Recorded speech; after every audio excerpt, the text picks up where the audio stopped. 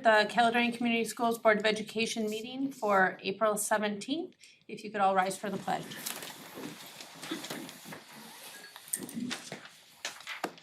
Pledge allegiance to the flag of the United States of America and to the republic for which it stands, one nation, under God, indivisible, with liberty and justice for all.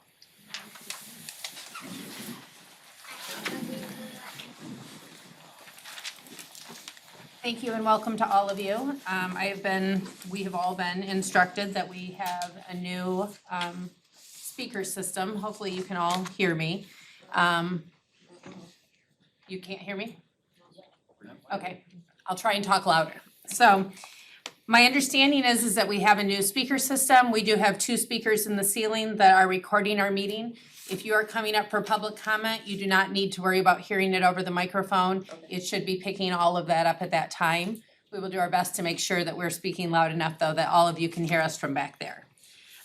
If you are here for public comment, we do ask that you fill out a card. You do have 3 minutes. We ask that you direct your comments to the board as a whole. We ask that you do not address personnel issues at that time. If there's anything specifically that needs to be addressed, you could see one of us afterwards and we can point you in the right direction. At this point in time, we're going to move forward to roll call. Barbara Garcia, Here. Randall, Here. Esich, here, Morris, Here. Nichols, Here. Sadhu, Here. White. Here. Thank you. If for some reason that you're not hearing me, please do just kind of give a little wave and I'll try to pay attention to all of that. At this point in time, we're going to move on to consent agenda number 4.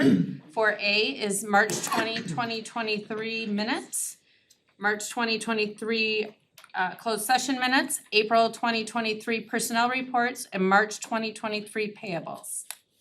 I move that the Board of Education approve the consent agenda as presented. I have a second. Second.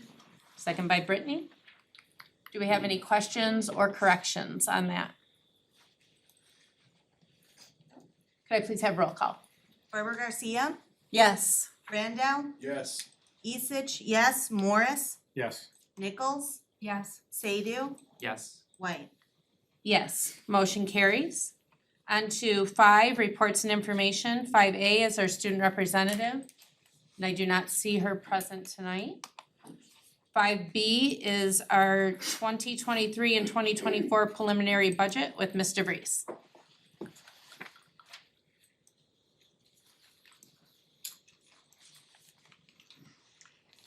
So it's that time of year where we're looking at next year's budget. Preliminarily, it's just a draft. The real budget will actually come in June. This also looks at then the trajectory we're taking into 2026. So what's included in this for key assumptions on the revenue side? Right now, we're looking at flat enrollment. Foundation increase based on the governor's proposed $458 per pupil. The nice thing with this is that for years we've been receiving the 1X on a 2X formula. So now that districts are equalized, whatever the foundation increase would be, we'll get the whole amount. So that's a positive for us. Also, it's the final year next year for spending ESSER funds, and so right now I am estimating we'll have about 1.8 million remaining for next year. So that's built in the budget as well. Then on the expenditure side, it's including all of our current staff that we have today.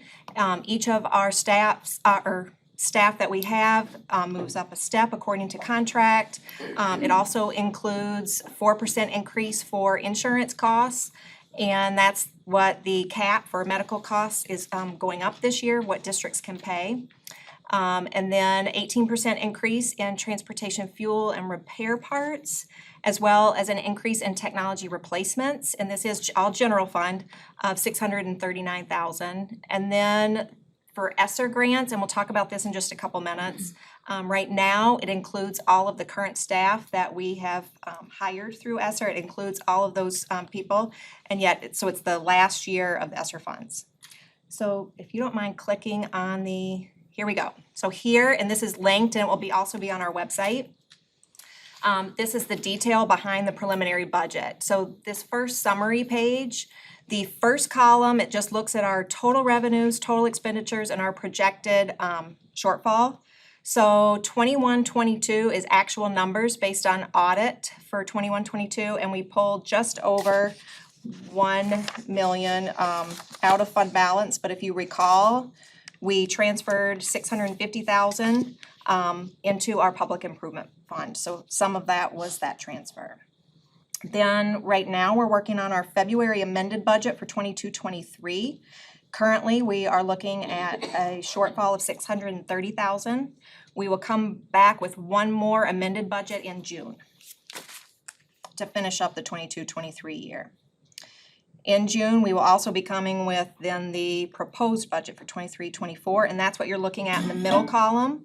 And preliminarily, we are looking at pulling 2.1 million from fund balance.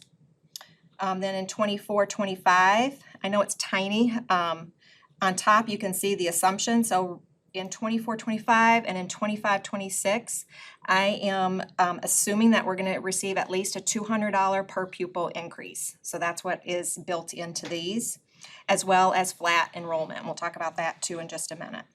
So if we do nothing, next year we'd be pulling 2.1 million. The following year, we'd be pulling 4.7, and then the following year, another 4.7. So you can see like we quickly are going the opposite direction. So if you go to this slide here, this looks at our enrollment projections. So we do contract with Stanford to really take a dive into what does our enrollment look like. They look at historical things, they look at growth in the community, building, starts, all of these things. And the numbers on this page in red are historical numbers. Those are actual numbers. And then those from 23-24 through 25-26, those are the projected numbers. And so you can see on the far right, we are looking to grow by some, but it's relatively flat. So right now I am budgeting a flat growth based on these projections. Then on the next page of the document, it starts looking at all of our revenues. So this big group in the top of blue, these are all the line items that are encompassed in our state aid portion. There's a lot of different line items. Those highlighted in yellow are all part of those that make up the foundation. Then in the bottom of this page is in the tan section, that's our local revenues. And so that yellow as part of the foundation, that's the local taxes that we collect here as part of the foundation. Then when you go to the next page, this is the pink is all of our federal. And the last line of federal you'll see is ESSER, like COVID-related grants. So in the second column for 22-23, right now we have in the budget that we're looking to spend and take in revenue 4.7 million of those funds. And so next year that goes down to 1.8. Then that last group of revenue are those intertransfers. Most of these are what we get from the Kent ISD through our county enhancement millage, the Special Education Act 18 millage, that runs through that section. So overall, the revenues we're looking at preliminarily next year, taking in 66.6 million. Then on the next page starts looking at our expenditures. And in that first peach colored section, the majority of schools' expenditures are in staffing, about 85%. So this breaks down each of the staffing line items and what's included in that. And salaries and wages are the first part. Then it breaks it down by all the different benefit levels. And in the bottom, it even includes contracted staff. So again, this is including all staff that we currently have to date. Then after staffing, it goes through each of our function areas, like with instructional, then pupil and instructional staff, and so forth, and then looks at what each of those will be in each of the years. So if you go to page 6, this leads out with like our operations and maintenance, goes to transportation. It works down to total expenditures projected, and in that middle column, preliminarily looking for next year is 68.8 million. So that would be pulling 2.1 million out of fund balance. And what that shows, so there's a line that says days of operating expense. that would just mean that that allows us to operate for 33 days. And that would be 9% of our fund balance. So this, of course, we'll be working within the next couple months to go through this, see what we can transition. We talked about with these ESSER positions, transitioning some through attrition, through those that are resigning or retiring, filling some positions with that. What are some that we can maintain? So if you go back to the presentation, please. And so the biggest variable that we're looking at really in our budget for next year is related to the ESSER expenditures. So in the 22-23 budget, we have in there 4.3 million. We're finishing up spending the ESSER 2 of 728,000. We are projecting to spend 1.6, which would be the remainder of our ESSER 3, as well as just over 2 million for the ESSER 11T. Then for 23-24, finishing up the final amount that we've been allocated for ESSER 11T at 1.8 million. So when we come back in June for June's amended budget, any savings that we see that's in the budget now that will go unspent will be able to be added to that revenue of 1.8 million. So that will roll over, and I do expect that we will see some savings this year. This is a slide that was taken specifically from the 22-23 June 20 board meeting presentation when we had the proposed budget and we talked too about those ESSER 3 and 11T positions. That presentation from a year ago is also linked in this slide, so it's easy to pull up, but this was just one of the summary slides that I thought was pertinent to see, because when we started 22-23, we hired 6 teachers and 3 3/4 support staff through the general fund, and then we also hired 21 teachers through ESSER 3 and 11T. And of those 21 teachers, we hired additional interventionists, additional counselors, an English learner teacher, and a couple itinerants. And so that's the work that we're looking to be doing as we get closer to the actual proposed budget. What does that look like for staffing? Are there any questions? Tim? Yeah, so in the 10 years I've been on the board, I've never seen projections where our fund balance disappears potentially. Should we be looking at how we're going to make cuts to hedge against that, or maybe you can explain Absolutely, how would we overcome, a $4.7 million deficit? Yeah, absolutely. And we have, and years ago, back in the 2010 time when we received the ARRA, the ARRA funds, federal stimulus funds during that time of recession, depression. We also were making cuts, and we actually went through, so we'll potentially, if it gets to the point of needing to go through budget reductions and go through a process, absolutely, we've been through that before. Right, I just don't wanna wait until the crisis is already on us before we have ideas as to how we Correct. would make up that difference. Correct, and we don't plan to wait either. This is just our preliminary look, and that's exactly why we do this process, is to say, okay, this is where we're at now. We knew that this was coming. We knew these ESSER positions would be temporary.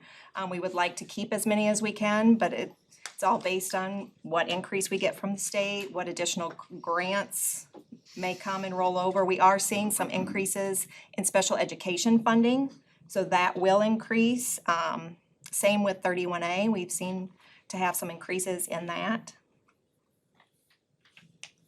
So just continuing on, the budget going forward, where it's showing the $4.7 million deficit, does that include, as of now, the 21 teachers, 31.45 new positions that were added, carrying those forward, right? Correct. Okay. It includes all staff carrying forward right now. And then second question is the 670,000 or whatever addition for technology. Maybe it's a question for Mr. Vuteveen instead of you, but just curious what that is for, I mean, it's jumping from like 130,000 to like 770,000 when So we're- that was with the transition with Mr. Hubble, Mr. Vuctoving coming in and re-looking at, so we always kind of redo our 5-year projections of the replacement cycle. And so looking at the different Chromebooks, what also has come in here too is COVID hit. We ended up, all students are 1-to-1 now, and what does that look like with not only our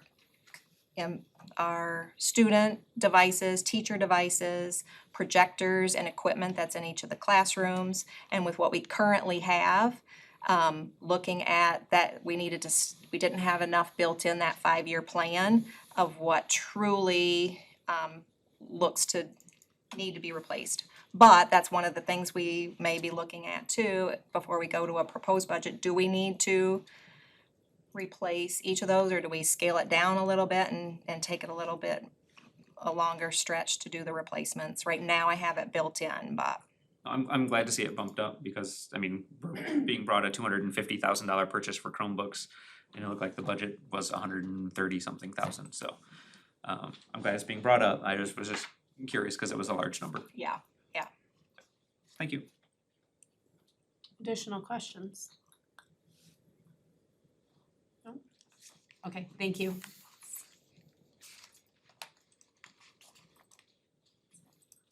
All right, we're going to move forward into our discussion items at this time. 6A, we have Chromebook purchase. Mr. Bookie?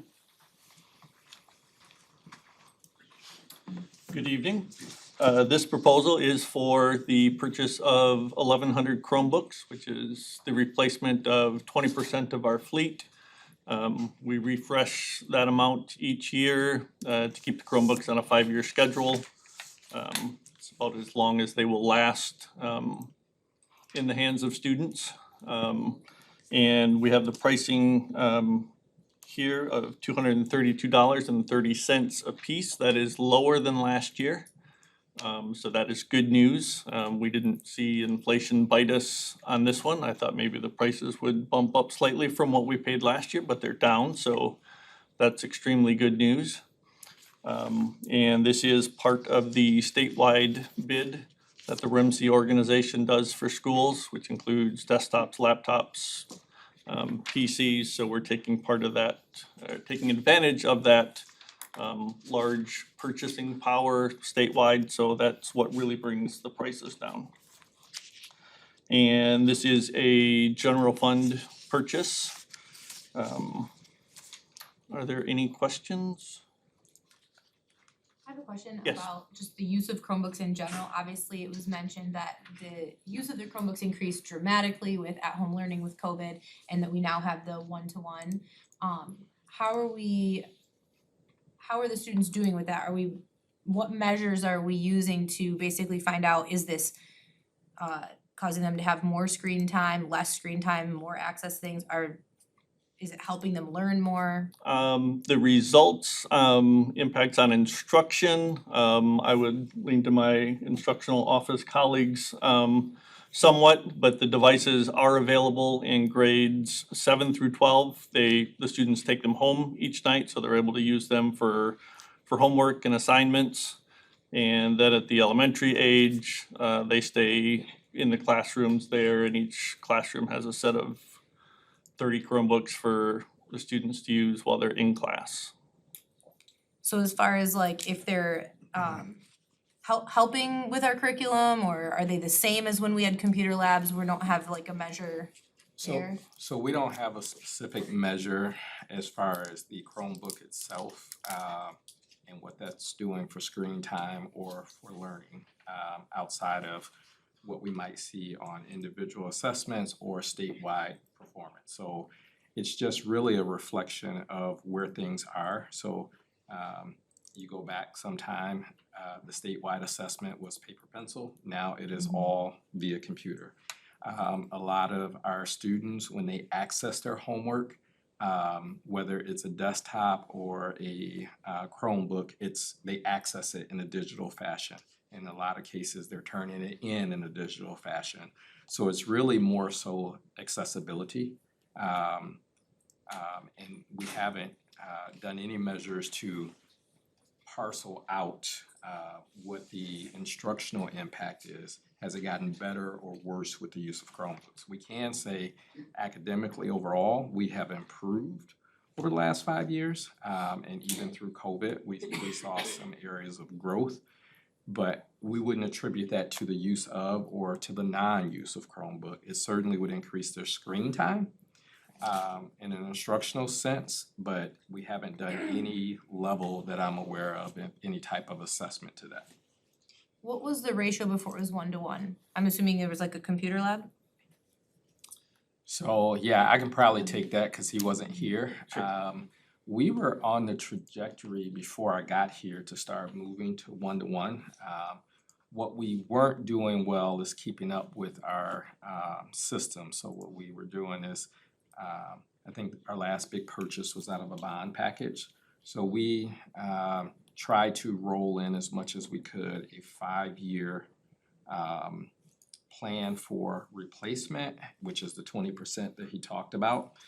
So we were already moving towards a 1-to-1 environment, and we just got closer to that. We did make a conscious effort to switch to Chromebooks versus some of the other devices because budget-wise, it was much more budget-friendly for us to be able to do that. Otherwise, we were gonna have to take more out of the general fund or be more heavily reliant on periodic bond purchases for that amount, if that answers your question. Yeah. Okay, then what part did I miss? Just what was the ratio before it was 1-to-1? We were moving towards 1-to-1, but I guess before they were Chromebooks, Yeah, what was the when it was not Chromebooks, what was the ratio? so Dr. Trober probably is the longest tenured So- person. Long ago, depending on when you put that time period, we did have labs. And then approximately a decade ago or so, we had begun the shift over to 1-to-1 in grades 1 through 8. We had approximately 5 to 6 iPads in kindergarten throughout our elementary schools. We were 1 to 8 for a long time, and then obviously with COVID and going with more computer-based programming, that's when we shifted to 1-to-1 throughout. So it was 1 to 8 We were moving in and that then direction, to Dr. Martin's point. Thank you. Additional questions? Tim?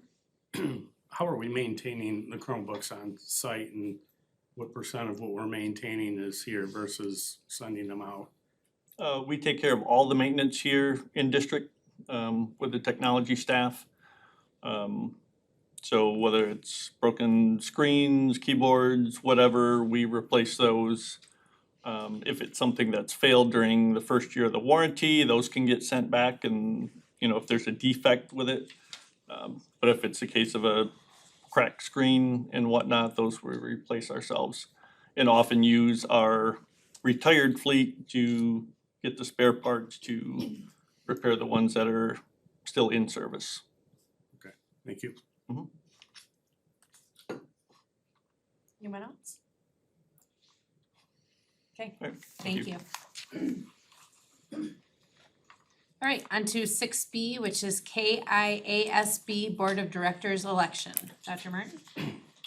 Yes, so we are at that time of year where we have 6 open seats for the KIASB Board of Directors, but we only have 5 candidates, so that should make the voting pretty easy for that. The candidates' names are listed in your board report. Per the KIASB bylaws, when possible, KIASB will try to have a balance of KIASB board members amongst the constituent districts throughout the ISD. The KIASB Board of Directors will be serving for a 3-year term, and that begins on July 1st of this year. And also per the bylaws, each active school board shall have 1 vote for the KIASB Board of Election. That person, whoever the board determines to be their elector, will need to be present at the April 27th award dinner, and board members will be voting that night, and it will be one vote per district. So, this is, wanted to just bring this to the board and make sure that you guys were aware of this, so that the board can determine who will represent them at that dinner.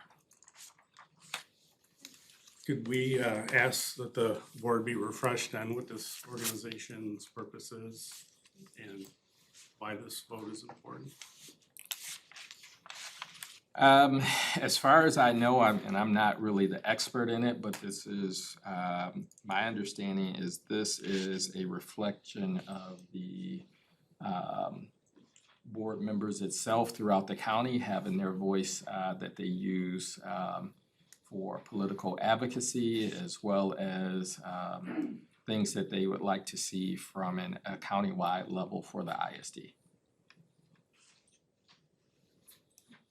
How do we know who these candidates are? And I know it's a virtually unopposed thing, but you know, when I ran, I wanted to make sure my name was known and what I stood for, and I haven't heard from any of these people. Yeah, I don't think anybody sent out any information. I believe we haven't received anything from the ISD as well. If you guys are interested, I thought they sent communications directly to board members. I got one letter. also. Okay, That was the ISD. Yeah. Oh, was that okay. This is different, and that, I think because it was an uncontested, is I have a feeling why we didn't get anything, because typically in the past, I do believe that we have received information or communication from individuals seeking one of these candidacy spots, so I mean, if you pull up their names, obviously you can find information, but no, I did not receive anything either. And neither have I. I guess I would just jump in then and say if none of us have received information on any of the candidates, I would propose that we hold any motion on voting for them since we don't know, and give the board members a chance to look them up, find out who they are. I mean, they're likely gonna get voted in anyway, but I don't wanna put my name on it if I don't know who they are. They're likely to get in, but I don't know how I feel about that. We all had the names. We could have done research if we cared. When do we have to, well, we got the names do you have the Friday, so. paperwork? Do you have the paperwork that tells us when we have to submit? 27th is the vote, so. Yeah, I know the 27th is the vote, but do you have paperwork that we have to submit ahead of time as we do with some of our stuff? The ballots provided at the dinner. At the dinner, okay, perfect, that's what I wanted to make sure. Okay, Do we have to have an official vote on record in the meeting in order to send someone to Yes. vote? yes, So we do Yeah. have to vote today then? Yeah. Unless we want an emergency meeting, which I don't want for this. Sorry to be frank, but. yes, no. Yes, I mean, and again, like I said, other than just simply pulling up names, looking them up by myself, I did not receive any information on them, so I don't have anything further to share on them other than what I looked by Googling, Right. so. Right? Okay. Alright, we will move forward to 6C, which is KISD Board of Education election. Dr. Martin? Yes, so in a similar fashion, the KISD board elections, that will be held on Monday, June 5th at 6 o'clock. The board will need to discuss and vote the district elections representative and alternate representative for whom they will represent us during this May regular board meeting. Due to the legal requirements, discussion and voting of this need to take place at two separate board meetings, but it has to happen between the time of May 15th and May 29th. So in order to accommodate that, what we have done in the past is just hold two simultaneous or two back-to-back meetings. So the plan, unless the board wants to do something different, is to hold a regular meeting at 6 o'clock like we would normally do, and then hold a special meeting immediately following our 6 o'clock regular board meeting for the board to vote on a resolution Ms. Zoe will follow up with all the board members about these meetings in the near future. But again, the discussion and the vote has to occur in two separate meetings. So the discussion will happen at the regular 6 o'clock board meeting, and then when we go through all of our business, we will informally end that meeting, and we will hold a special meeting immediately following, just so the board can take action and vote on that one resolution. That would be one, I believe you did receive, did everybody receive at least one letter on that? Yeah. I only received one as well, so if I receive anything additional, I will certainly share, and please do likewise for that one, alright? So, question. Sure, please. So it says that the Kent ISD does not have any information at this point at all on who the candidates are? 'Cause we're 30 days before the vote and we don't even know who all but one of the candidates are.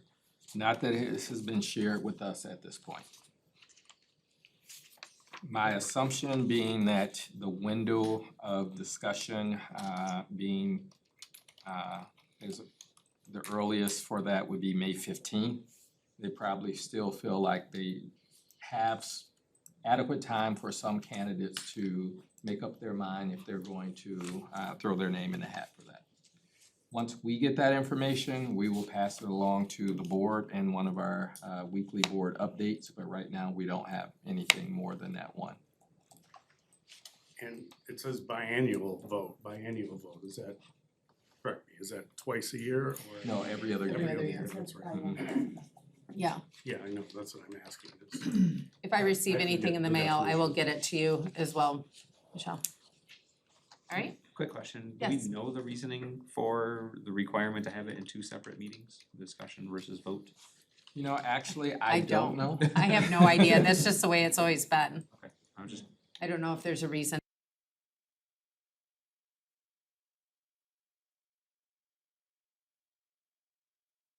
Sure is that you have a workshop and a meeting, you know, for boards that do meetings twice a month in that fashion, it would work fine for them as long as their dates, you know, fall within that window, but that is not the way we do it, so that would be the purpose of us restructuring for that meeting, so. But I don't know why they do it that way. Alright, we are going to move on to 6D, which is Emmons Lake Sensory Play Area with Mr. Hess. pull up a chair.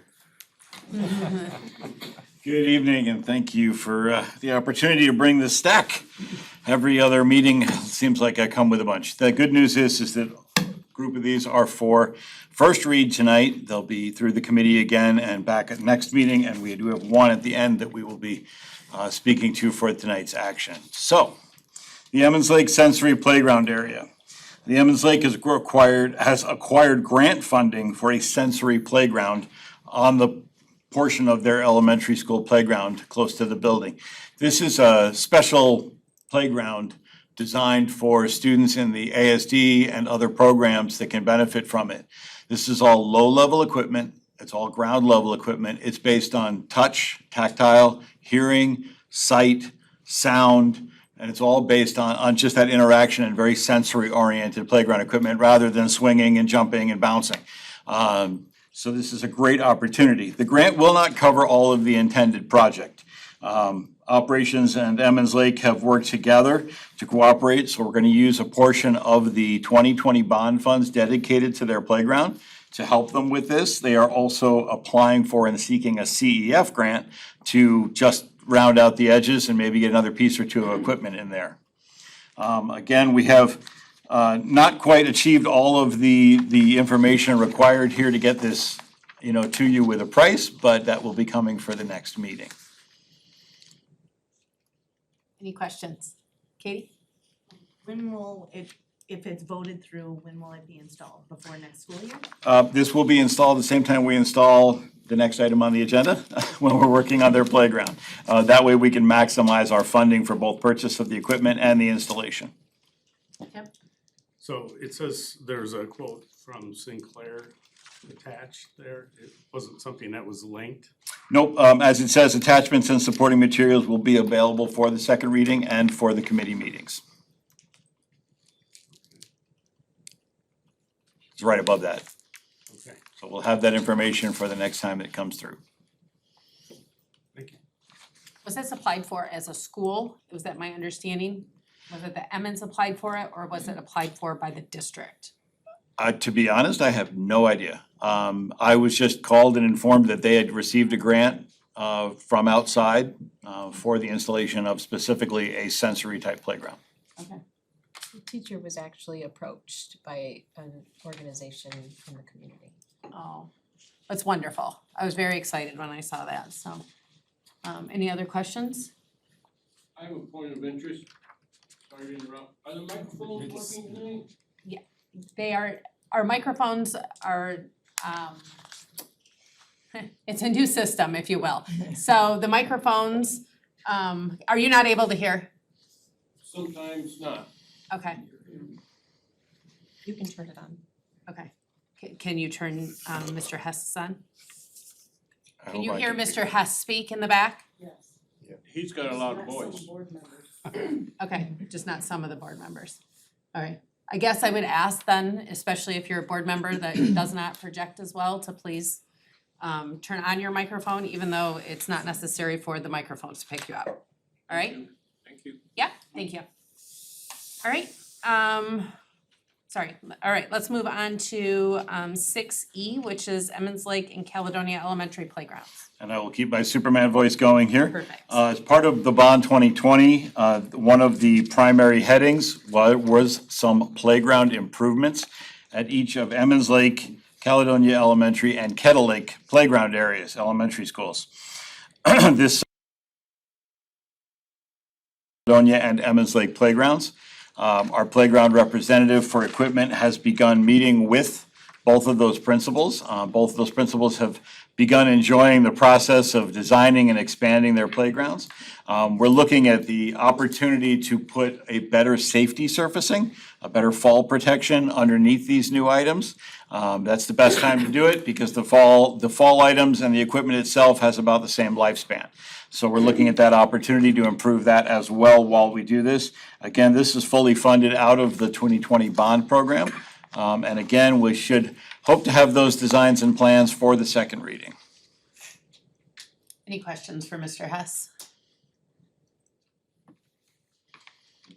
All right, we're good with that one, thank you very Hoping to much. hear a question on, like what we'd have in there and what kind of stuff they're Well, we looking would at. love for you to They tell are us. looking at some very exciting opportunities. Caledonia L and Emmons have both expressed interest in a net climber, which are fantastic. The kids absolutely love them. I'm looking forward to bringing some of our playgrounds into a better future here with some really newer and advanced equipment for the kids. Will it be complete removal of what's there, or will? Partial.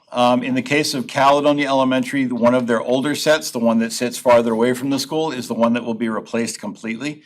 In the case of Emmons Lake, this will be an addition to the farther away area that just has a few assorted pieces, some of which have been there for quite some time. But the surface, when you talk about replacing the surface, would that be for the entire thing, even though the No. equipment? Okay. That will only be for the newer areas. Okay, all right, good to know.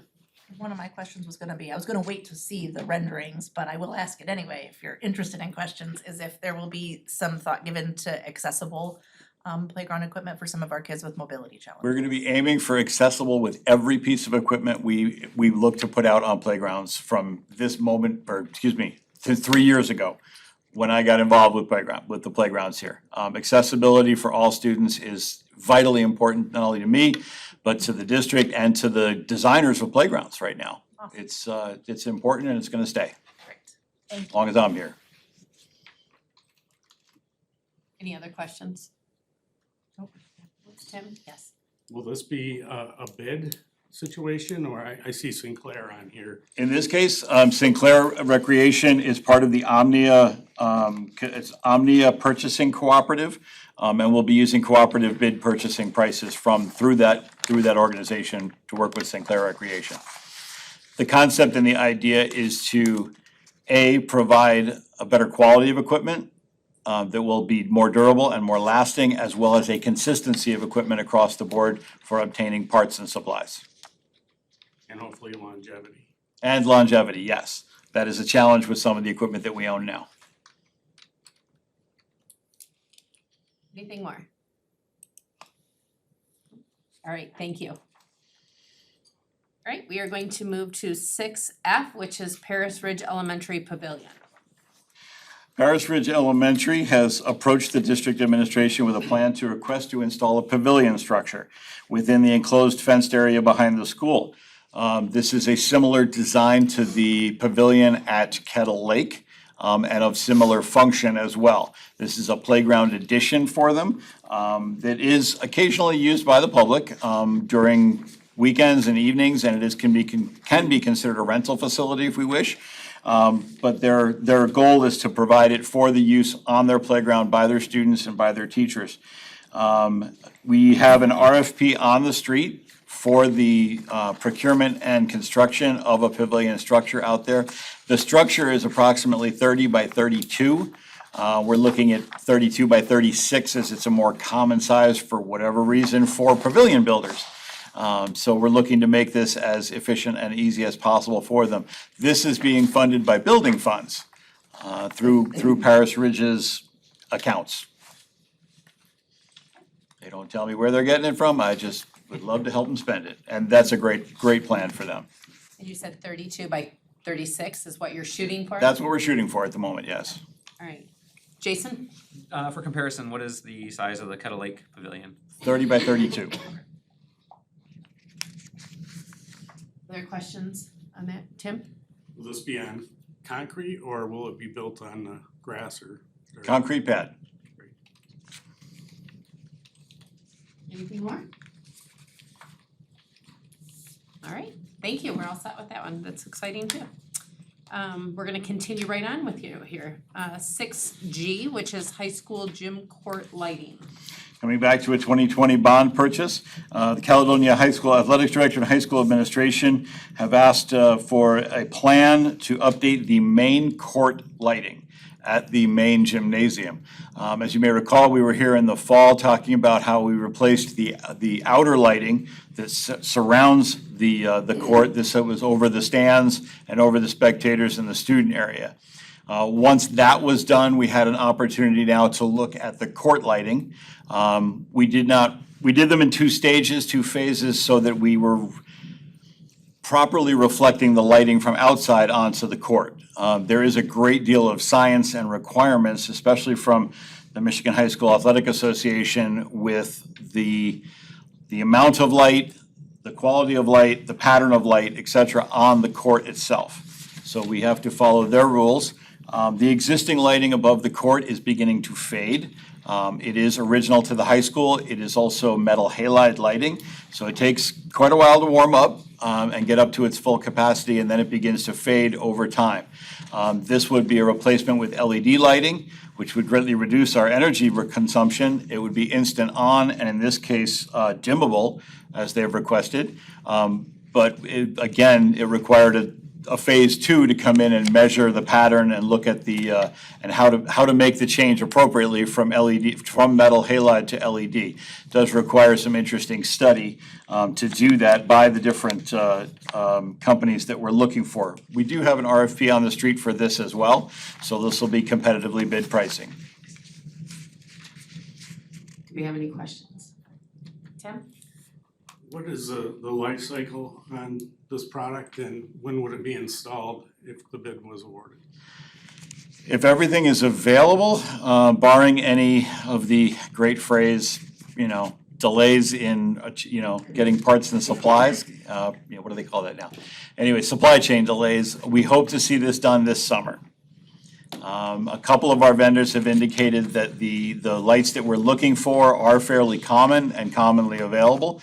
So after we open the bid and approve this at the next meeting or not, we will look to getting an order in immediately following that. And then schedule installation depending on the delivery of the parts and supplies. The life cycle of the lighting that they're specifying here is, 100,000 hours. So with the amount of time that the court lighting is actually on, I would just comfortably say 10 to 15 years. It's hard to predict. There is still some question in, the LED product science, but the good news is they are far easier to replace and far less expensive and far less of a challenge than replacing metal halide. Jason? I'm gonna do my best Fred impersonation, right? And, that we want sports to be an event, right, for people to come to. Will there be options for, I guess, for lack of a better term, like theatrical kind of lighting? Cause you said they're gonna be dimmable, right? So you could like spotlight a player's introduction, for example, while the rest of the lights are dim kind of stuff. Are we looking towards that? And if not, should we while we're doing all of this? They're looking towards simply dimmable, which I believe in the way we've written it, the whole court will dim it as one and come up as one. So there is some ability with that. There is a second, in this case, third set of lighting at that facility, and they call that event lighting. It's an angled product, and we are not replacing those at this time. We're keeping them in the metal halide, only because to replace them at this time would be another phase of measuring and checking to see how much light, how much do they affect, how much impact they will have. That's where we would look to having, if we decide to replace those, if Mr. Townsend decides to replace those, I'll leave it with them. If Fred decides to replace them, that would be the opportunity we have for something theatrical, using those lights.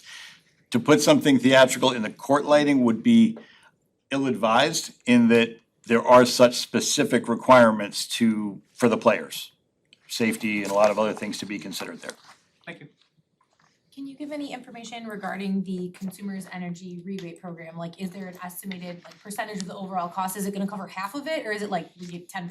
Like, This one is, scale of these it's rebates that are a little variable here. They're going to finish measuring, they're gonna sub-meter, take a little meter and measure what we're outputting now with the metal halides, and they'll measure what we do with the new lighting. The rebates are a wide spectrum. I wish I could answer your question a little bit more accurately. We've seen some great rebates, and some weak ones, only because of the quality of what we're taking out to what we're putting in. It very much depends on kilowatt hour usage. I'm gonna estimate that this will probably be 25%. That could be high, but Anything else from Mr. Hess? All right. There is more from Mr. Hess as we go on to 6H, which is the rekey of Duncan Lake Middle School. Duncan Lake Middle School has been identified as a key security concern by both the district and by the SEC security review that was done by SEC for the state review. Part of the state's review also provided a security grant this year, of which this will be a project that easily falls under that grant, and Mr. Kingsbury has put it on his list. Duncan Lake has been in the same key pattern, the same keys used since its existence as a high school in 1988. There have been numerous building master level keys that have been lost, misplaced, found again in possession of people who come into the building and let themselves in. It is definitely time for security purposes that we update the keying system there. We are looking at putting in a new set of keys. We currently use an A and a B. All of our buildings currently now either fall under the A tree or the B tree. There's a lot of further explanation, but let's just suffice to say that each one is different. An A key at the high school will not open an A key at Duncan Lake or vice versa. And that's the way it works throughout. But we are looking to initiate a newer set that is more secure than the A and the B. This will be a C for us. It is a licensed product, a registered product with Medico. Medico is a very high security lock system that registers your initial key pattern. They do not duplicate key patterns in, let's just say, the continental United States or Canada. We wouldn't see a duplication. They may duplicate it somewhere else in the world, which is eminently possible, but I challenge anybody to find where that C key will be used in Peru in the future, I don't know. But nonetheless, it is probably the most secure keying system that is readily available to us. The state grant is providing an excellent opportunity, and we do have a relationship with a Medico dealer locally. And we would like to, rather than bid this or put this through the system, through any kind of competitive system, we would like to maintain our relationship with that group, AB Lock and Safe out of Wyoming, as they hold all of the registrations and licenses, and they are the only provider that is allowed to make these keys for us. Any discussion on that? Any questions? What is our time frame on this? We're looking to do this summer. Summer, okay. It's gonna be a busy summer.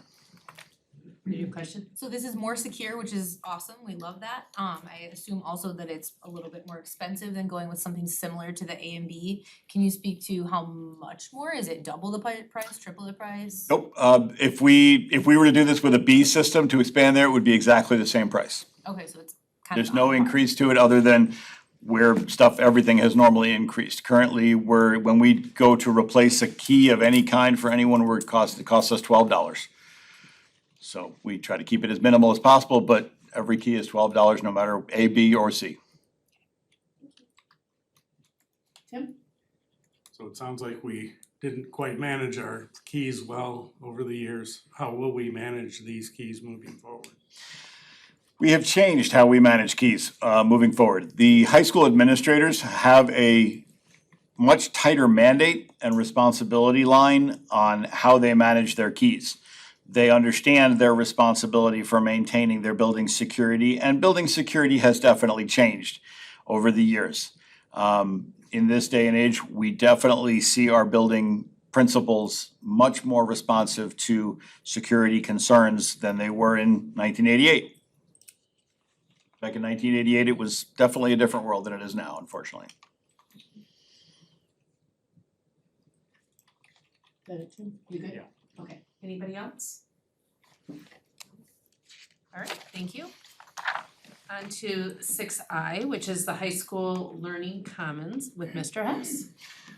Following, again, 2020 bond item here, the high school administration has initiated a change in the use and function of the room that was the media center.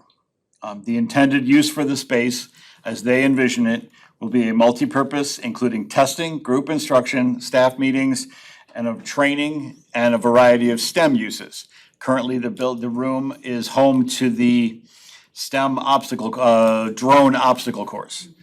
They take it up, set it up, take it down, and move it around, but that room, which is now empty of all books, all shelves, all tables, everything, it's a big empty space, is open to some new and interesting uses. The high school has proposed adding in this, as they called it, High School Learning Commons North, to their facility. We have assisted the high school with design and development of furnishing plan for this space. That furnishing plan is still out with the designers, and they'll be bringing that back to the high school and to myself, and we're gonna look it over and make sure it's appropriate and flexible and everything that they need to move forward. I will add that if we were to build a new high school today, it would very likely not have a media center in it. There are no high schools or middle schools that have been built, to my knowledge, in the past probably 7 to 10 years that have a media center, unless it's a specific, very specific request for one. There is one that was built that shares the media center with the local public library.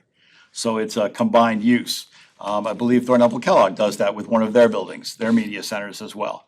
So this is actually a very nice, appropriate, future-oriented transition for Caledonia High School. Thank you. It's nice to see that space being, rethought of and repurposed and reused in a way that will serve so many. So do we have any additional questions for Mr. Hess on that, Tim? I didn't hear a budget range. Do you estimate? I'll be honest, I wish I had one. I don't have an estimate.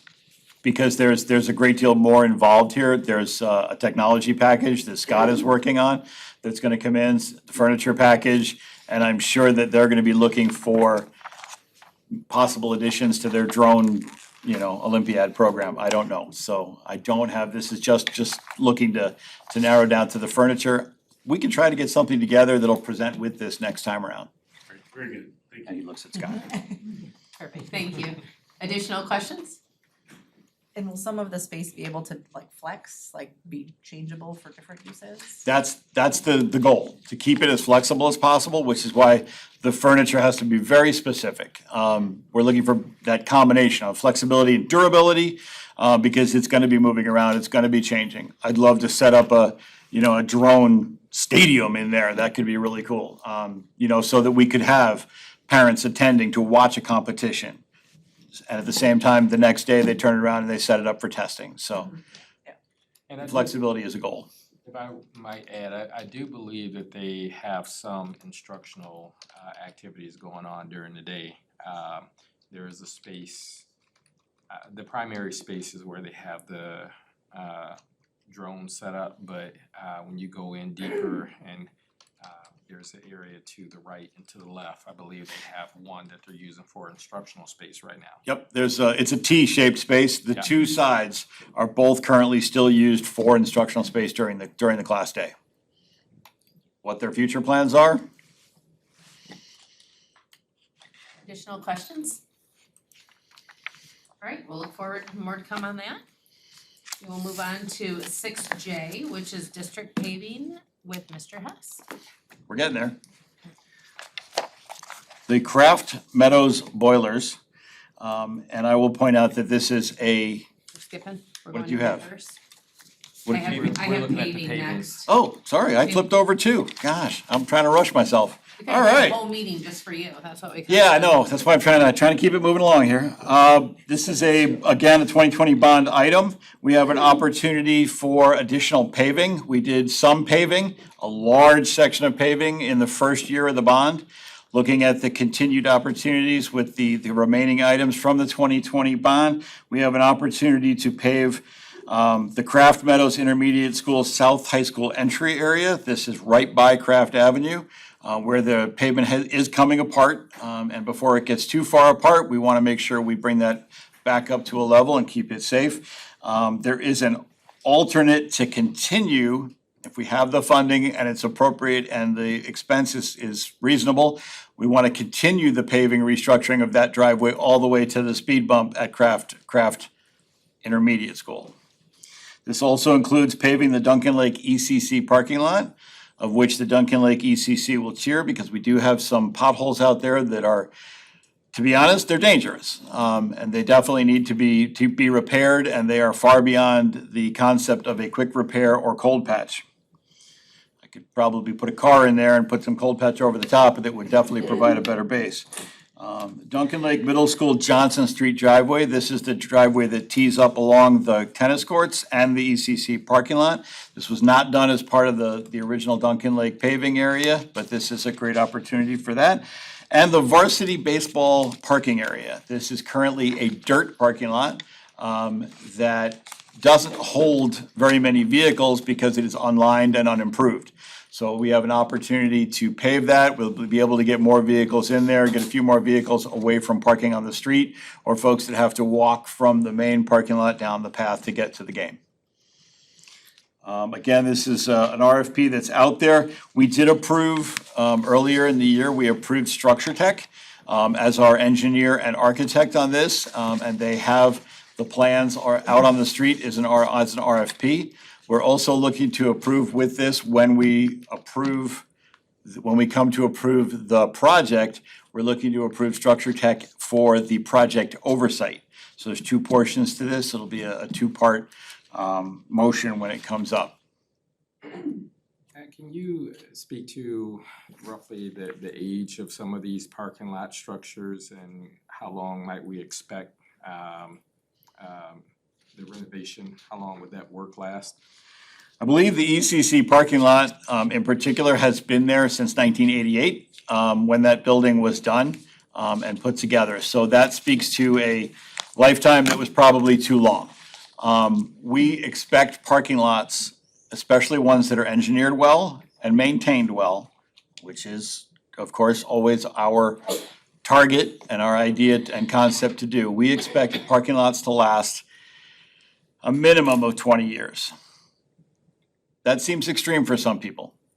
A lot of people will tell you that they don't last that long. When parking lots are done correctly and parking lots are maintained correctly, they have a very long and very efficient life. And we intend to do these correctly. Structure Tech, parking lot Structure Tech's work is terrific. They do a great job. They are very quality and longevity oriented.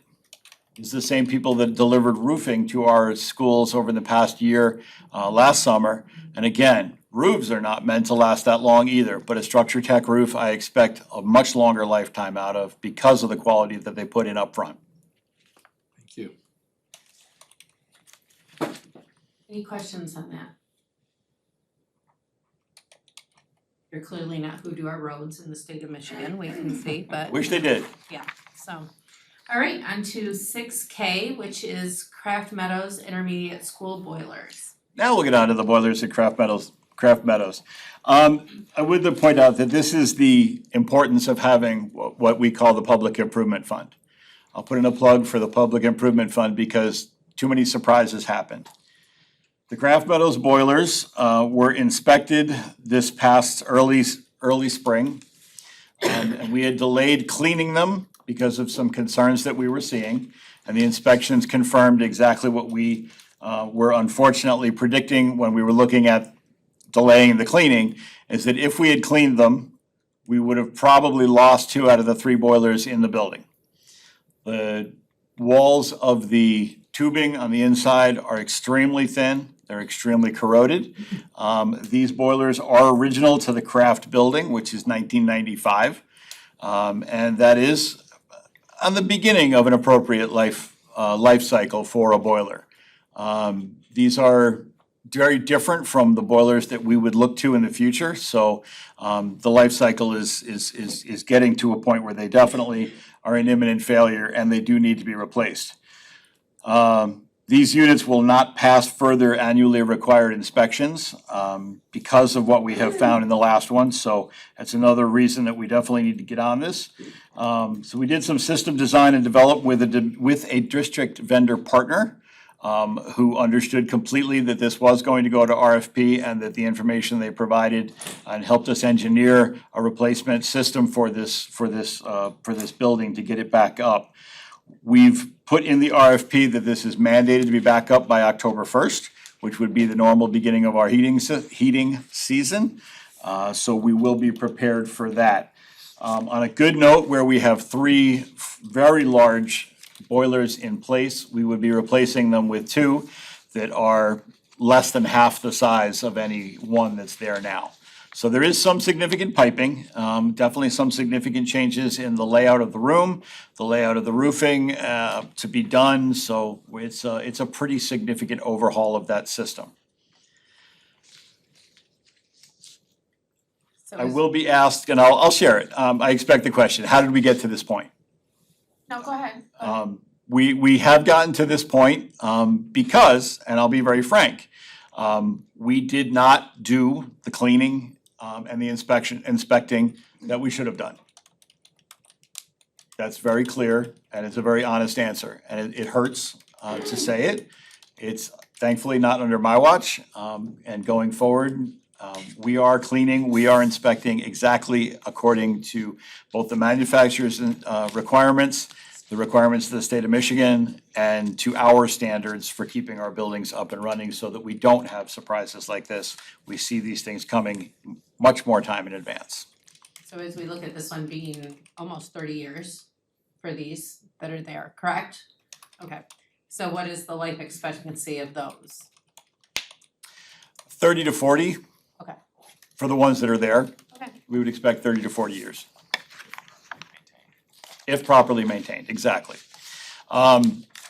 Emmons Elementary was built in the same generation. And we are watching those closely as it is an almost twin system. They are in better condition though. All right, Jason? So I read words like imminent danger.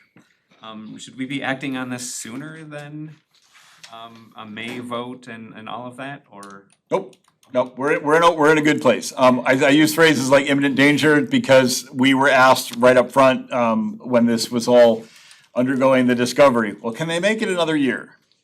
And the answer to that is no. Did we want to turn them on this morning? With our lovely surprise weather? I'll be frank and say, we thought about that long and hard. But nope, they came on and we're using number 3 as much as possible. It's in the best shape of all of them. But they came on and they're fine. Tomorrow, they should be okay as well. 3 weeks from now, let's not have another cold snap. It's Michigan, I can't promise you. I agree, but we will do our best to keep everything safe and up and running for our students until we get to that point. Brittany and then Tim. So I very much respect that you don't have proposals yet, I get it, but knowing that you're also suggesting that this is gonna come appropriately from the Public Improvement Fund, do you have a guess? $300,000 to $500,000. Thank you. The initial design proposal that we received came in at 396. Okay. And there are some things we've changed since then. Okay, thank you. Tim, go ahead. And do you think October 1st is reasonable for a install of that equipment? Yes, in this case, great news. The supply chain is not affecting us in this instance, a real plus.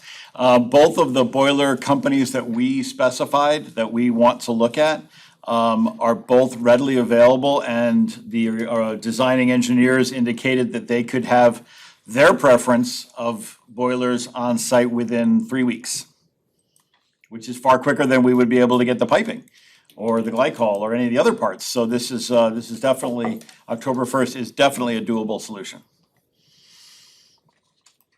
Any other questions on those? Right. We're good with that one? We will move on to 6L, which is food service van purchase with Mr. Hess and Ms. DeVries. We are in the home stretch. I put Sarah's name on this one because she is oversight for the food service department. But because it's a vehicle, and it has wheels, we get to deal with it out of my world in transportation. The Caledonia Food Service has identified an opportunity to replace their 2018 van utilizing the district food service fund balance. These are federally mandated, federally watched fundings that are only usable for very narrow expenses, and they have to involve food service. Their van is a 2018 Ford extended cargo van. It has only about 49,000 miles on it. However, their miles are very local, school to school, a lot of stop and start, a lot of idling. So they are seeking to replace it with a 2023 extended body, slightly higher medium roof height, 3/4 ton Ford cargo van, which will serve the district for hopefully as many. Our starting point for seeking quotes on this comes from MyDeal. MyDeal is the state cooperative bidding system. I will say that starting this year, MyDeal is leaving the vehicle purchasing system. So we are starting with them, and where we go from there, we have to do individual quotes and not use the MyDeal numbers. But most vendors, most dealerships are honoring that pricing.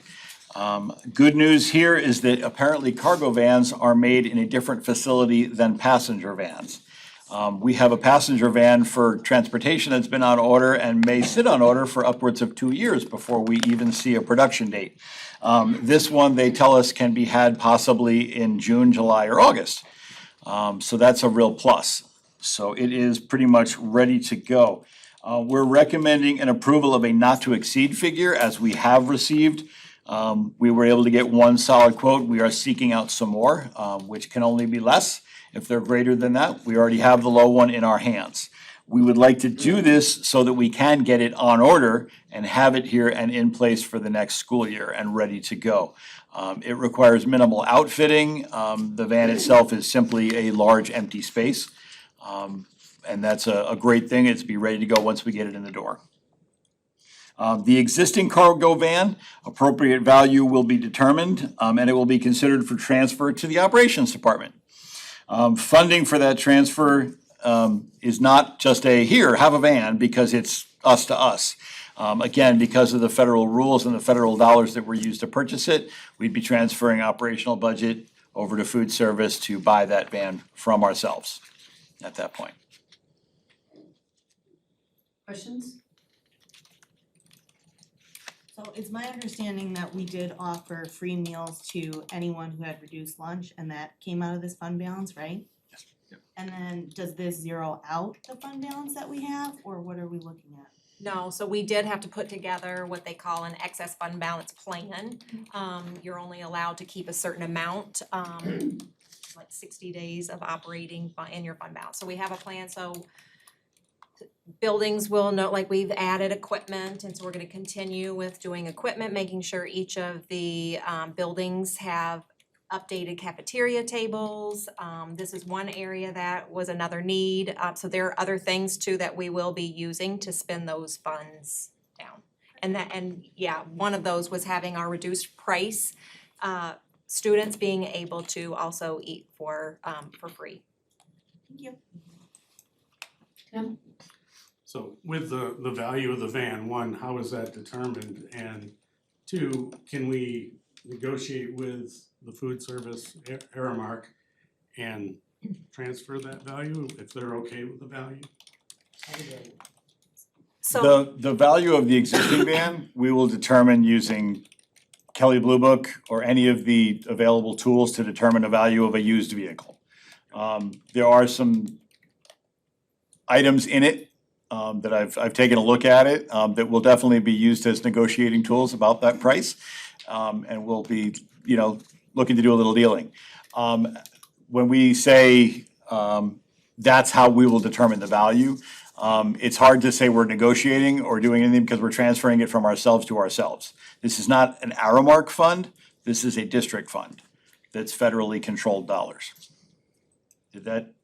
Yeah, that's what I was looking for, the difference between the federal funds and the operations budget. I don't wanna pay more for it than Yeah, I- we truly feel it's worth. These new seats. Anything to that? Did you have anything you needed to add to that? No, all right, Jason? If it's okay with the board president, I have a question about another 2020 bond item that wasn't listed. Sure, go ahead. I've gotten a lot of feedback on our new turf field for the football stadium from soccer and lacrosse parents that are asking, hey, are we gonna be able to use that field? Is it gonna be lined for anything else? So my question is, do we have the capacity to line that for lacrosse, for example? And the answer short is yes. We can't line it for soccer. Soccer requires an additional, I believe it's 15 yards width. And that would put no safety area between the field and the track. So we definitely would not wish to play soccer on that field. However, it can be lined for lacrosse, the same way that we would line a grass field now. We can paint on a turf field. The lines are not permanent and they can be removed with some of the new equipment that we have already in place. We brought equipment specifically in mind for the fact that we will be painting and removing logos, such as the Max Effort logo that we paint, and to keep it clean and nice, rather than have it sewn into the field for the future. We're gonna be painting that and removing it every now and then and repainting it. So we can paint special designs, we can paint special lines. In this case, good news, the lacrosse season and the football season don't line up. So that if we do wish to use it in the spring for lacrosse, we simply have to paint lacrosse lines on there. And they can be cleaned up and removed at the end of the season. Go ahead. Just one quick follow-up, does the painting and removal affect the longevity of the product? Nope, not at all. That's all good news. Any other additional questions? And anything from Mr. Hess that he hasn't managed to cover? No? All right. Thank you. Thank We you. appreciate it. At this point in time, before we move on to our section 7, I would like to, I know that there's been a few people that have snuck in since the beginning. This is the time to get your cards ready if you're here for public comment. There is information on the back of the card as to if you'd like to read the specific rules or requests, if you would, around public comment. We do ask that you do your best to keep it to that 3 minutes. We try to let everybody wrap up their speaking respectfully, but we do ask that you try to keep it that time frame, and that also you do not address personnel issues and hopefully no specific student issues at this time. So at this point in time, we will move to 7A, which is Teaching and Learning Committee. The Teaching and Learning Committee met on April 13 at 7:35 a.m. Dr. Diaz and Dr. Trober shared that the assessment season is upon us. District-wide benchmark assessments and state assessments have begun to be administered by district staff members. The timing of the assessments provides the school district with results that help inform current and future instruction. To this point, we discussed that the date for the SAT, which is the first Wednesday back from spring break, is defined by the state and not something we have control over. Dr. Diaz and Dr. Trober also shared that the student, parent, and staff surveys have begun. Student surveys are conducted through the ISD and have already gone out to students prior to spring break. Next, in the first 2 weeks of May, the district will send out surveys to seek formal input from staff members and parents, and everyone is encouraged to participate. The information provided guides us and provides us with information about how we as a district work with each group to cultivate positive experiences. In particular, the results allow themes to develop, which leads to insights about our learning environments, communication, and relationships. Dr. Trober then provided the latest information about our soon-to-be offered extended learning or summer learning experiences. Summer learning will be offered to qualifying students based on the federally defined subgroups associated with the ESSER 11T funding. More information will be sent to identified students via letters and will be available more broadly through the district website as plans develop. Most of the offerings will be similar to the previous 2 years. Ms. DeVries, Mr. Kingsbury, and Dr. Martin shared details from the Finance and Operations Committee and the overall district. They provided information about budget planning for 2023 to 2024, operational endeavors, as well as information about book inquiries at Duncan Lake and Paris Ridge. Legislative advocacy matters were also addressed. The meeting adjourned at 9 a.m. and the next Teaching and Learning Committee will be held on May 11, 2023 at 7:30 a.m. Thank you. Any questions for that committee? All right, thank you very much. We are gonna move to 7B, which is Finance and Operations Committee. Please. Finance and Operations Committee met at 7:30 a.m. on April 11th. We started with public comment, which included questions about the 2020 bond, the supplemental bond, and whether or not the direction and decision was truly unanimous from the board, given it was largely decided before new members were elected. Ms. DeVries then shared the preliminary budget and projections for the 23-24 school year. Special attention was given to ESSER funds as this revenue stream will end in the 24-25 school year. Mr. Hess spent a considerable amount of time discussing all of these things that he discussed here, the various projects that were listed on this agenda. The projects will be recommendations at the May BOE meeting, with the exception of a van purchase for the food service department, which will be recommended here at this April meeting. Operations is recommending the approval of a not to exceed figure of $57,000 so that a timely order can be placed once further bids have been received. Mr. Vukdeveen shared his recommendation for the purchase of 1,100 student Chromebooks at the cost of $255,530. This is a general fund expenditure. Mr. Kingsbury shared his recommendation for purchase of a visitor and emergency management equipment software and software. The purchase will be paid for by a school safety grant. Dr. Diaz and Dr. Trober gave a curriculum update, and Dr. Martin provided the superintendent's update, which was about the Duncan Lake book inquiry and some legislative updates. And we ended around 9:30 a.m. Are there any questions for that committee? All right, thank you very much to all of you for your time in committee meetings. We'll move into board reports, if anybody has any specific topics for board reports. Jason? Okay, so I'm gonna do a community thing plus proud dad moment. So middle school is putting on High School Musical 2 performance Friday and Saturday. My daughter's in it.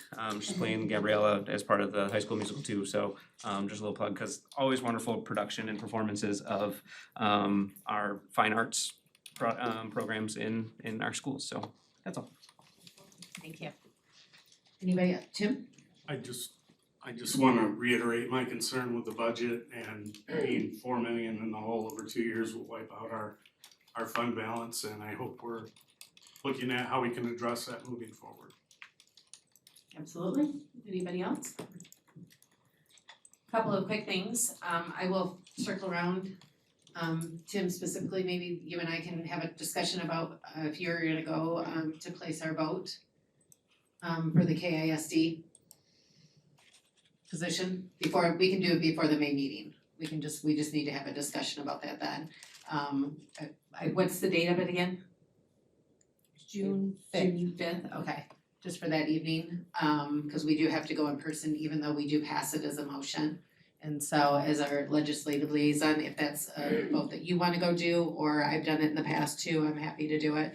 So we just need to establish who will do it, so we can talk about that between now and the next meeting. I would be okay if somebody else took that role. Okay. I've done it before and Yeah. it's maybe one of the 2 new board members Yeah. may wanna experience that, but I've certainly seen my days with that. Okay, all right, perfect. Thank you for letting me know. And I will circle around then and we'll figure out who's going to do that so we can let you know at the next meeting.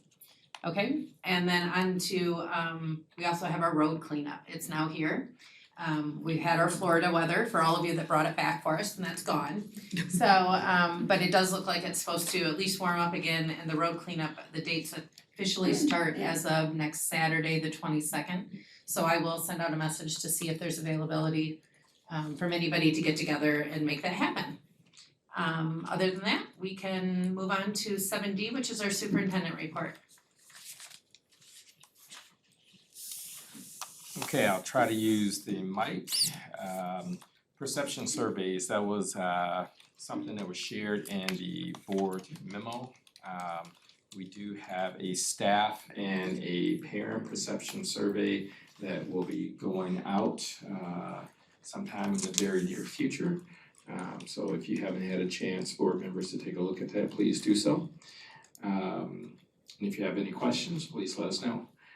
Congratulations to our Winter Guard World Champions at the high school. If I heard correctly, I believe they placed 17th overall in this World Championship competition. So we're pretty excited for how well those students did. Also, our high school orchestra students, they participated in the Division I state solo and ensemble competition at Portage this past weekend. We are proud of those 18 students who were able to perform and earn a total of 13 first division ratings. Additionally, we'd like to congratulate one student, and I hope I don't slaughter his name, Noah Abdelkirker. I'm sorry, Noah. He received a 99 out of 100 on his Proficiency 3 violin solo examination. This is the highest rating in Caledonia school history, and he has earned nomination for an outstanding soloist. So congratulations to Noah. Also, transportation preference forms that was sent out sometime last week. We encourage all parents, even if your students do not ride the transportation, if you can please complete that in a timely manner. What it does is allow our transportation department to get started on developing the most efficient routes so that we can get information out as soon as possible to parents in the summer as they begin preparing for the upcoming school year. That's all that I have. Thank you. Thank you very much. Any questions for Dr. Martin? Not really a question, but just wanted to add on because I believe that Noah is also the grandchild of Mr. DeLille. So like just all. Those apples don't fall far from the tree, I now, think do so, they? yeah. I mean, that was, I did read that as well, so. All right, we are going to start, I'm sorry. One more. Tim? Dr. Martin, I'm interested in how the webinar goes with the Perez and Sturgis and what we're looking at from a liability point of view. I'm sorry, can you repeat that? The Perez versus Sturgis ruling from the Supreme Court.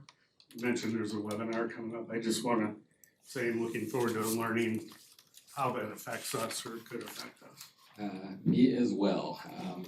I think there is huge implications to that, or at least that's what they've been signaling, and I would expect that. So once we find out, either myself or Ms. Dubison will inform the board. Thank you. Anybody else? Okey-doke. At this point in time, we're gonna move on to 8, which is public comment.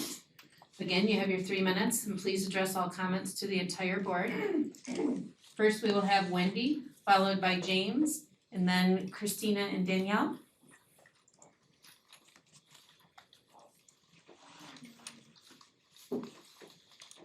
Hello, everyone. Okay, I'm gonna call someone out even though I'm not supposed to, but it's Dr. Martin because I was so sad seeing the Sun and News. I was so excited for you, but I was also so sad. I wish you the best, no matter the outcome, but you really have been an asset. So thank you for all you've done here. But I will be sad if you leave. But the other part of this is more a comment looking for clarification regarding the bond. So as I've sat in the audience for the last few months, it seems like from the perspective sitting here that the board has been unanimous in voting yes. I know that's true for some of the board members, as I've seen their posts on social media, on public pages as well as personal pages, yard signs, all that good stuff, right? It's like sharing, vote, yes, this is great. I have a gray area over some other candidates where it was quite vocal during election time. Vote for me, there was ginormous signs, there were meet and greets, candidates using personal businesses, just extremely vocal on, what they stood for.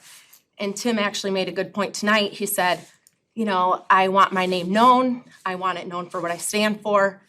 And I think if it's true that everyone here is saying vote yes, then I think we need to really see that support by all the candidates here, Like I said, many own businesses, they live in the community.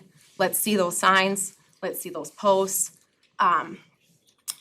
Some of the not the candidates, the board members are a part of a local group, Cal Freedom, they've made it known, vote no. These board members have, supported this group with card decals, stickers on personal items, in the group online. Now that doesn't mean everything they post, they're on board with. I'm a part of groups, just because a group posts something doesn't mean I'm on board. But if there's something as big as something like the bond or something major I'm in disagreement with, I'm gonna be even louder. Like, hey, yeah, this group I'm a part of says this, but here I am making it known I'm different, in this point of view from that. So I'm just asking, for the support from all of you to please get the word out to vote yes. So that's it. Thank you. Thank you. Next, we have James, followed by Christina and Danielle, and then Mallory.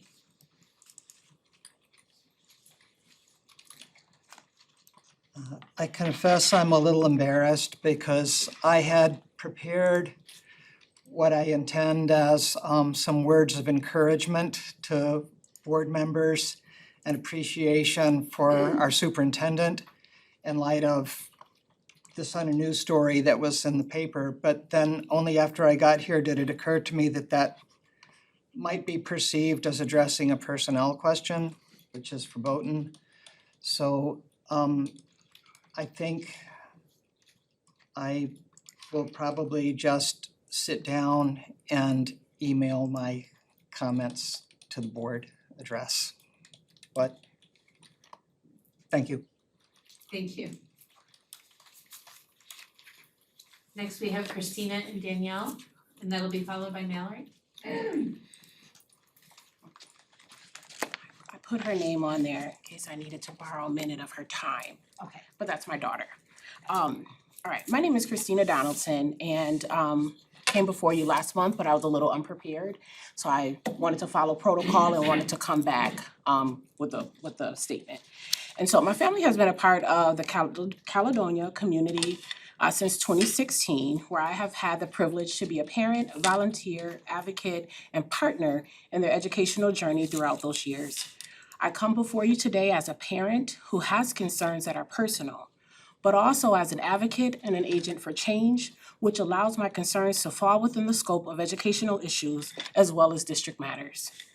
Caledonia community schools are known and recognized for excellence in student achievement, academic growth, as well as achievement gaps in standardized scores.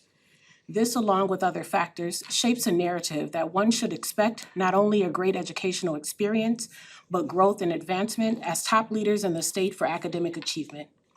As a parent and a member of this community, having a student with an IEP that is not failing, but what I considered to be being failed in each of these areas, it is believed that these concerns, again, should be considered educational issues and community matters. With a student that has been identified as a rock star student who has accomplished heights far and beyond expectations as one of Caledonia's first nonverbal students using a communication device, which has afforded growth and development for both students and staff in new ways beyond the norms. A student who has, by his own design and intention, has effectively communicated with and without his device with nearly every staff, student, and person he has come in contact with, and I do mean every. He is quite the social bug, and believe me when I tell you, he does not allow his limitations to limit him. However, this 8th grade student is currently being educated and challenged far below his proven capabilities throughout his middle school years. Entering middle school the year COVID invaded our lives and our world has changed the way that learning and life in general. And as we know, it has had lasting effects that has altered the way students learn and are being taught across the globe as the numbers continue to reflect, even more so for students of color. As an advocate, both personally and professionally, and a person of color, experiencing these effects, along with many other things that I've advocated for over the years, such as equity and inclusion, quality of life for all, including living and learned experiences, and systemic change and reform that has been long overdue. I have a sense of obligation to speak up and to stand up for what is right and for our rights. As a mother who is told that her son is where they want him to be and where they plan on keeping him, leads me to believe that no matter how hard one tries, how much effort one puts forth, or no matter what one's capabilities are, that they will never allow one to move beyond where they have placed him and put restrictions on them. It would be much like placing a shark in a small fish tank that has a capacity to grow up to 8 feet, but is limited by its environment to only grow to 2 feet. It is because of these limitations that I am here before you today. I'm aware of my time, I'm almost done.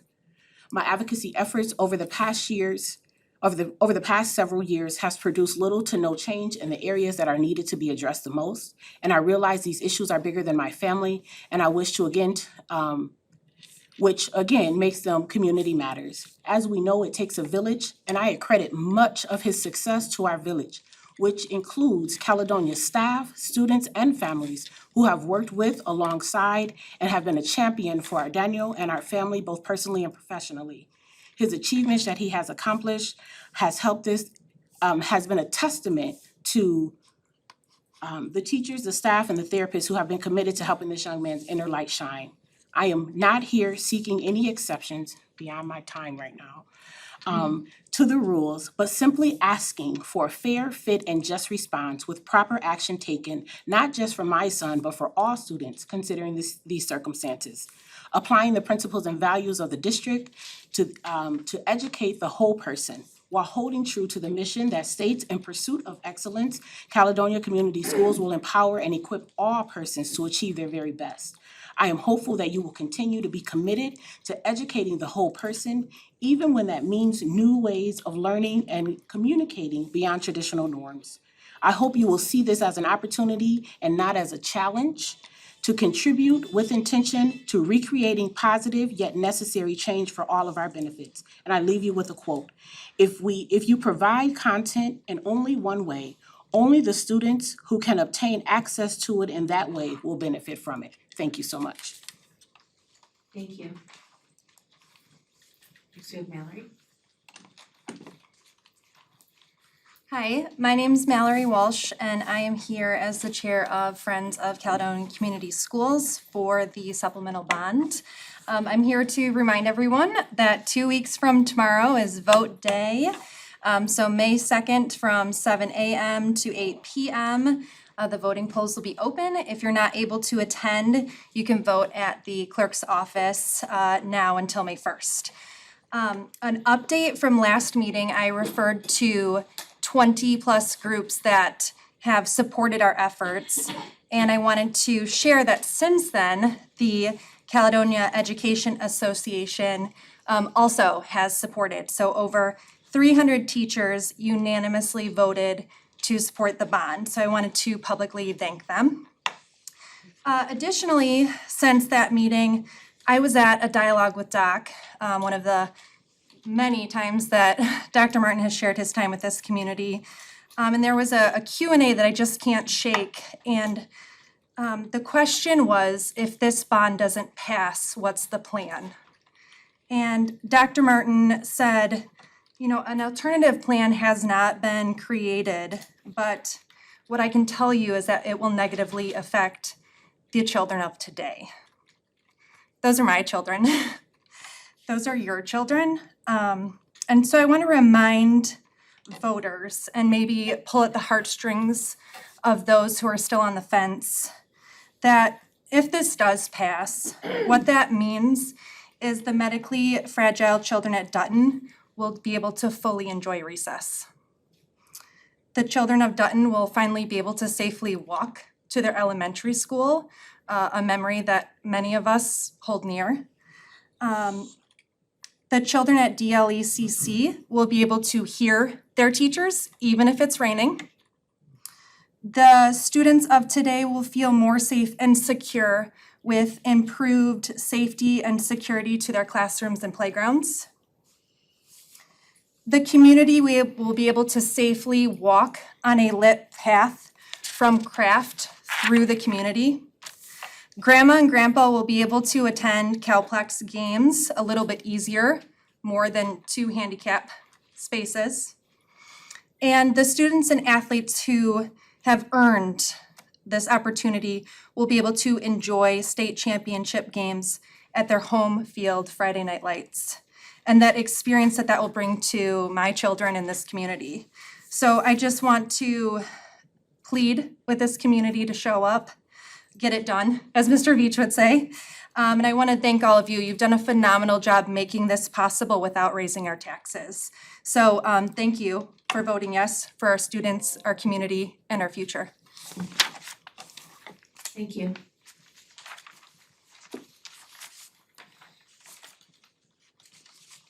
All right, at this time, that's all, yep. At this time, we're going to move on to 9, our action items. 9A, we have Chromebook purchase. I move that the board approve the technology Chromebook purchase as presented in the amount not to exceed $257,000. May I have a second?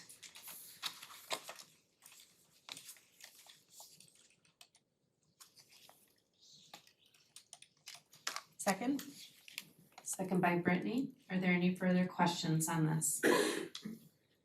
Can I please have roll call? Brewer Garcia, Yes. Randall, Yes. Isich, yes, Morris, Yes. Nichols, Yes. Sadoo, Yes. White. Yes, motion carries. On to 9B, emergency and visitor management system. I move that the board approve the purchase of the hardware and associated implementation and training services to be provided by Raptor Technologies in the amount of $52,586.50. May I have a second, please? Second. Second by Brittany. Are there any questions? Please have roll call. Brewer Garcia, Yes. Randall, Yes. Isich, yes, Morris, Yes. Nichols, Yes. Sadoo, Yes. White. Yes, motion carries. On to 9C, we have food service van purchase. A quick point of order. The part of the memo had said 57,000 and the motion says 58,000. I wanna make sure we're getting the right dollar amount into the motion. I think it just has to be a not to exceed Okay. amount, So- and so we're gonna go with the 58, I just wanted to right? make sure, Is that correct? That's the way I understood it, okay. just wanted to make sure before we make it official. Yes, thank you for the clarification. Alright, so in that case, I move that the board approve the district to purchase a 2023 Ford E250 cargo van for use as a food service transport vehicle, purchase price not to exceed $58,000. Or Supported by Tim. Are any further questions on this? Alright, can we please have roll call? Reverend Garcia, Yes. Randall, Yes. Isich, yes, Morris, yes. Nichols, Yes. Sadoo, Yes, White. Yes, motion carries. On 9D, I know that Jennifer had brought up postponing that, but based on the timing of it, that cannot be postponed, correct? You can put the motion on the table and further discussion can take place. Do we have time to do that for the, but do we have time to do it for the May meeting? The vote takes place on April 27th. Okay, that's what I thought. I just wanted to make sure that I had the date correct. So at this point in time, it really comes down to whether, you know, whether you looked anybody up, whether you're comfortable with voting or not voting, and we can just simply take roll call if you're not comfortable with voting. If it passes, it passes. If it doesn't, it doesn't. Everybody on board? Can I ask a question? Sure, please.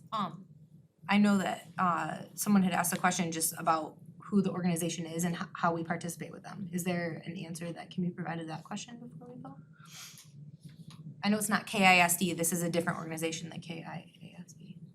It's an organization that's made up of representatives from like multiple different school boards across the county though, that's intended to kind of support the interests of school boards and advocate for the school board needs, the school district needs, the staff needs at like the county, like at the KISD and things like that. So they're intended to like help advocate and interact with the KISD. It's almost like an intermediary between school boards and the ISD board, I guess if you will. I'm not sure really how else to define it other than that. Yeah, they do have a website, there's some additional information there. So the Kent ISDU have a website on it and I just pulled it up and so I'll just kind of read directly from it. KIASB is comprised of school districts that are constituents of Kent ISD.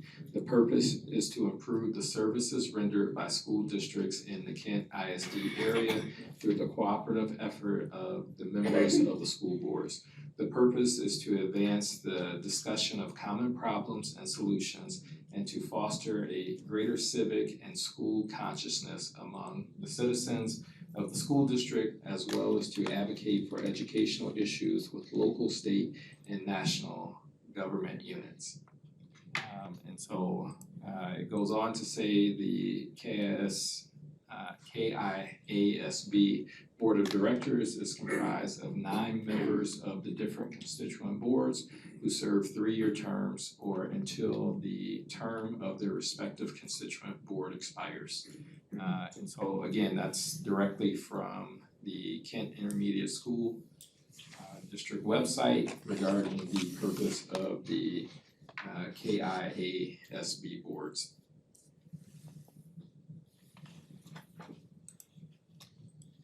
Further questions? Right.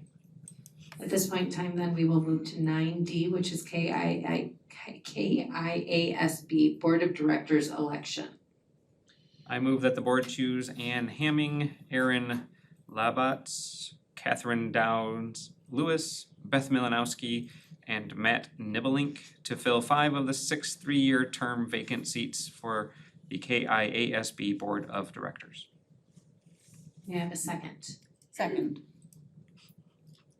Any further discussion? Could I please have roll call? Reverend Garcia, Yes. Randall, No.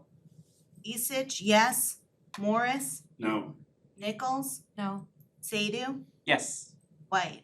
Yes, motion carries. All right, at this point in time, we are going to have a motion that will take us into closed session.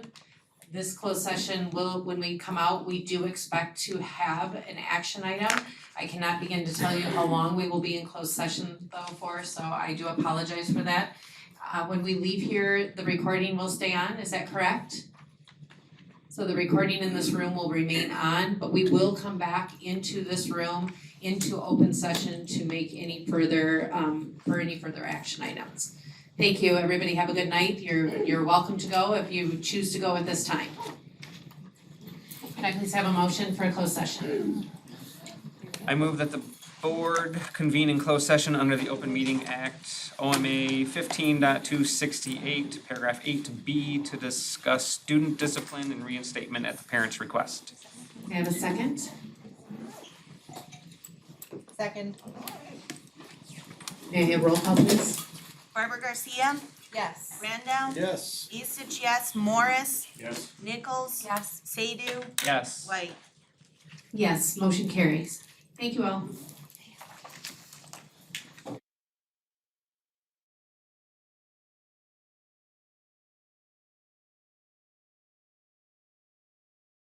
We are out of closed session at 9:02.